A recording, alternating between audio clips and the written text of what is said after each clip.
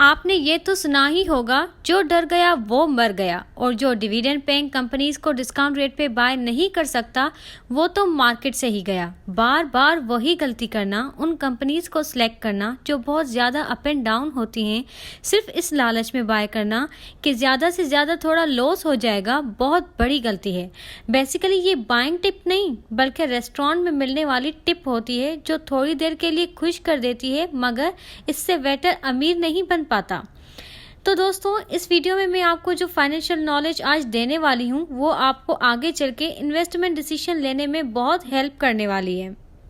तो दोस्तों, आज जो टॉपिक मैं आपके साथ डिस्कस करने वाली हूँ वो है इंट्रिंसिक वैल्यू। ये बहुत ही इम्पोर्टेंट चीज़ है इन्वेस्टमेंट के लिहाज से, क्योंकि अगर आपको ये नहीं पता होगा कि इंट्रिंसिक वैल्यू कैसे कैलकुलेट करते हैं तो आप कैसे पता लगा सकते हो कि ये एक अच्छी डील है स्टॉक्स के लिए कि नहीं है। अगर आपको ये चीज़ नहीं पता कि इंट्रिंसिक वैल्यू कैसे निकालते हैं तो आपको नहीं पता चलेगा कि इट इज़ वर्थ बाइंग और नॉट। जैसे कि वॉरेन बफेट ने कहा है कि The critical investment factor is determining the intrinsic value of a business and paying a fair or bargain price. जब मैंने पहली बार ये इंट्रिंसिक लफ्ज़ सुना तो मैं तो थोड़ी देर के लिए डर ही गई थी कि पता नहीं ये क्या कॉम्प्लेक्स चीज़ आने वाली है। थैंकफुली जब उसे समझा तो वो बहुत आसान निकला। तो आज मैं टॉपिक ले आई हूँ इंट्रिंसिक वैल्यू और वॉरेन बफेट इसे कैसे कैलकुलेट करते हैं। अब वॉरेन बफेट के बारे में किसने नहीं सुना होगा, one of the richest people in the world, और कंसिस्टेंटली उनका नाम फोर्ब्स लिस्ट ऑफ बिलियनियर्स में आ रहा है। वो दुनिया के सक्सेसफुल इन्वेस्टर की तौर पे जाने जाते हैं। तो दोस्तों, मैं हूँ मेघना रोहिड़ा और आज मैं आपको बताऊंगी कि इंट्रिंसिक वैल्यू कैलकुलेट करना क्यों ज़रूरी होता है। अब फॉर एग्जाम्पल, जैसे कि हम किसी कंपनी का मार्केट प्राइस देखते हैं और उनकी शेयर की प्राइस किसी भी रीज़न या र्यूमर की वजह से अप एंड डाउन होता रहता है, लेकिन इन खबरों की वजह से आज कंपनी की शेयर प्राइस 4% ऊपर या कभी 5% गिरी है, तो इस कंपनी की जो कीमत है, उस कंपनी ने जो बिजनेस किया है, उसकी जो वैल्यू है वो तो रोज़ 2 या 4% से ऊपर नीचे नहीं होगी। फॉर एग्जाम्पल, अगर कोलगेट टूथपेस्ट बेच रहा है तो उसका शेयर किसी दिन 4% से गिरेगा तो किसी दिन 4% से इंक्रीज होगा। उसकी शेयर की प्राइस में चेंजिंग आ सकती है, लेकिन कोलगेट एज ए बिजनेस की कीमत रोज़ 4 या 5% से ऊपर नीचे नहीं हो सकती। तो इससे हमको ये समझ आ रहा है कि मार्केट प्राइस बहुत वजह से कभी ऊपर नीचे होता है और हम मार्केट प्राइस के भरोसे किसी कंपनी के शेयर को खरीद नहीं सकते। हमें वो शेयर खरीदते हैं उस कंपनी के रियल वैल्यू के बेसिस पे, यानी कि इंट्रिंसिक वैल्यू के बेसिस पे। जितने भी सक्सेसफुल इन्वेस्टर हैं आज तक, वो सब जब भी किसी कंपनी का इंट्रिंसिक वैल्यू निकालते हैं तो वो उसका प्राइस नहीं चेक करते हैं। वो पहले कंपनी की खुद से वैल्यू निकालते हैं, फिर उसको मार्केट प्राइस के साथ कंपेयर करते हैं ताकि उनकी प्राइस की एनालिसिस को इन्फ्लुएंस ना कर दे। तो पहले हम एक प्राइवेट कंपनी का एग्जाम्पल लेते हैं जिसका मार्केट प्राइस हमारे पास अवेलेबल नहीं है और मैं उसका इंट्रिंसिक वैल्यू आपको निकाल के दिखाती हूँ। तो मान लो आपका नाम अहमद है और आप एक छोटे से विलेज में रहते हो और वहाँ पे एक बेकरी है जिसका नाम है सनशाइन बेकरी। अब ये बेकरी 50 साल पुरानी है और एकदम अच्छे लोकेशन पे है और इसीलिए इनके बहुत सारे रेगुलर कस्टमर्स हैं जो कि इनके प्रोडक्ट्स को कंटिन्यूसली बाय करते रहते हैं। और आप इस बेकरी के ओनर को अच्छी तरह से जानते हो। तो एक दिन वो आपके पास आता है और कहता है कि वो इस बेकरी को अब सेल करना चाहता है।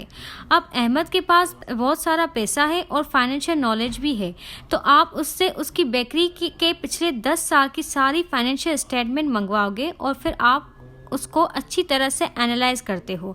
अब आपको इस कंपनी की वैल्यूएशन खुद से करनी है, तो आप सबसे पहले इस कंपनी की इनकम स्टेटमेंट रीड करते हो और आप देखते हैं कंसिस्टेंटली इस कंपनी ने प्रॉफिट कमाया है, और फिर आप मार्केट में जाके थोड़ा रिसर्च करते हो और ये पता लगाते हो कि इन प्रोडक्ट्स की क्वालिटी बहुत अच्छी है और इनके कस्टमर्स इन पे ट्रस्ट करते हैं, जिसकी वजह से कस्टमर्स बार बार इनकी बेकरी पे आते हैं।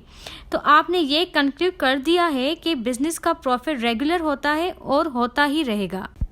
तो बेसिकली आप अपनी क्वालिटी एनालिसिस पूरा कर लेते हो और ये डिसाइड करते हो कि ये कंपनी अच्छी है। अब दोस्तों, मैं यहाँ आपको बहुत इम्पॉर्टेंट एडवाइस देती हूँ कि हम जिस कंपनी के शेयर्स को एनालाइज करते हैं तो उस उस वक्त कंपनी की क्वालिटी की एनालिसिस करना बहुत इंपॉर्टेंट होता है। तो फाइनली आप इस बिज़नेस का इंट्रिंसिक वैल्यू निकालते हो कि इसको किस प्राइस पे ख़रीदना चाहिए।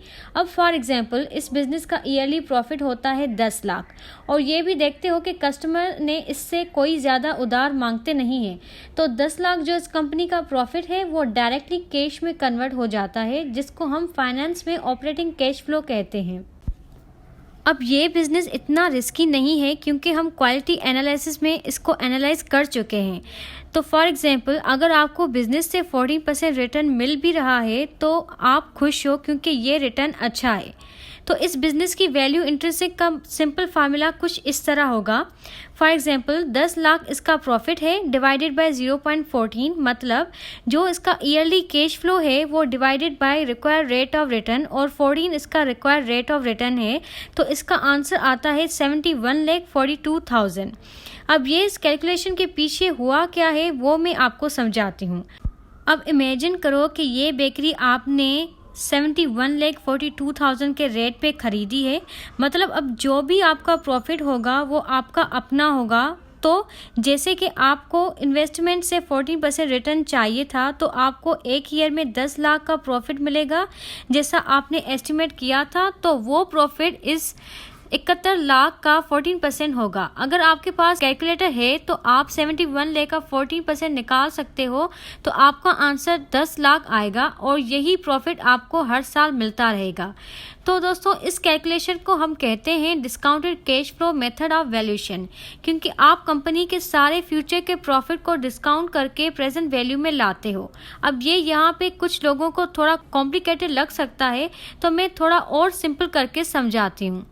दोस्तों जैसे कि हम कंपाउंडिंग में आज के पैसे को फ्यूचर में लेके जाते हैं और उसे ग्रो करते हैं, और अगर आपको 100 रुपये को 14% से कंपाउंड करना है तो अगले साल वो 114 हो जाएगा और उसके अगले साल वो 113 रुपीज़ हो जाएगा। तो हम इसी तरह डिस्काउंटिंग में उल्टा करते हैं। हम इसमें फ्यूचर के पैसे को जो अगले साल का प्रॉफिट होगा उसको डिस्काउंट करके प्रेजेंट में ले आते हैं और उसे कम करते हैं। तो अगर आपको 114 रुपीज़ नेक्स्ट ईयर में मिलने वाले हैं तो वो 14% के डिस्काउंट रेट के ज़रिए से आज के हिसाब से 100 रुपये होंगे।